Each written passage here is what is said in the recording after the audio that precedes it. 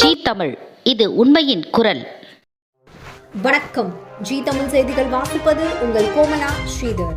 தமிழ்நாடு ஜாக்டோ ஜியோ சார்பில் ஜூலை 29, 30, 31 வரை 31 அம்ச கோரிக்கைகளை வலியுறுத்தி டிபிஐ வளாகம் முன்பு தொடர் முற்றுகை போராட்டம் அறிவிப்பு. ராணிப்பேட்டை மாவட்டம் சோளிங்கரில் தமிழ்நாடு ஆரம்ப பள்ளி ஆசிரியர்கள் கூட்டணி சார்பில் ஓய்வு பெற்ற ஆசிரியர்களுக்கு பாராட்டு விழா.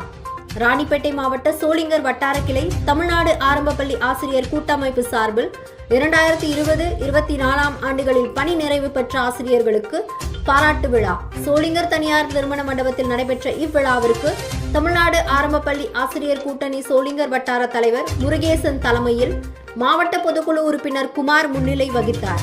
வட்டார செயலாளர் மனோகுமார் சுற்றறிக்கை வாசித்தார். வட்டார பொருளாளர் ரங்கநாயகி அனைவரையும் வரவேற்க மாநில துணைத் தலைவர் அமர்நாத், மாவட்ட செயலாளர் சரவணன், மாவட்ட துணைத் தலைவர் துளசிராமன் ஆகியோர் வாழ்த்துரை வழங்கினார்கள். பணி நிறைவு பெற்ற ஆசிரியர் ஆதித்தன், சொர்ணலதா உள்ளிட்ட 20க்கும் மேற்பட்ட பணி நிறைவு பெற்ற ஆசிரியர்களுக்கு சிறப்பு அழைப்பாளராகவும் மாநில பொதுச் செயலாளருமாகிய சா மயில் கலந்து கொண்டு கேடயம் வழங்கி பாராட்டி பேசினார். அரசாணை 2543 ரத்து செய்ய கோரியும், சிபிஎஃப் திட்டத்தை ரத்து செய்துவிட்டு பழைய ஓய்வூதிய திட்டத்தை கொண்டு வரவும், இடைநிலை ஆசிரியர்களின் ஊதியத்தை மத்திய அரசு ஊதியத்திற்கு இணையாக வழங்கவும், சரண்வெடுப்பு மற்றும் ஊக்க ஊதிய உயர்வு வழங்க வேண்டியும் 2023 ஆண்டு ஜாக்டோ ஜியோ சார்பில் பள்ளி கல்வித்துறை பேச்சுவார்த்தையில் 12 கோரிக்கைகளை நிறைவேற்ற கோரியும் வரும் ஜூலை 29, 30, 31 வரை டிபிஐ வளாகம் முன்பு தொடர் முற்றுகை போராட்டம் செய்வோம் என பேசினார். இதில் 1000க்கும் மேற்பட்ட ஆசிரியர்கள் கலந்து கொண்டு சிறப்பித்தனர். 31 அம்ச கோரிக்கைகளை வலியுறுத்தி சென்னையில் டிபிஐ வளாகத்தை தொடர் முற்றுகையிடும் போராட்டம் நடைபெற இருக்கிறது.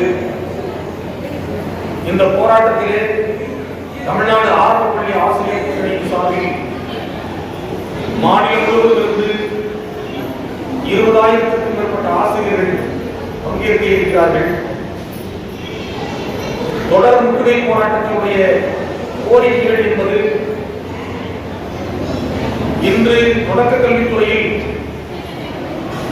நடைமுறைப்படுத்தப்பட்டுள்ள அரசாணை 243 என்பது தொடக்க கல்வித்துறையில் பணியாற்றக்கூடிய 90% மேற்பட்ட ஆசிரியர்களின் முன்னுரிமையை பறிப்பதாகவும், பதவி உயர்வை பறிப்பதாகவும், குறிப்பாக தொடக்க கல்வித்துறையில் பணியாற்றிக் கொண்டிருக்கின்ற 80%க்கும் மேற்பட்ட பெண்ணாசிரியர்களின் பதவி உயர்வை பறிப்பதாகவும் இருக்கின்றது.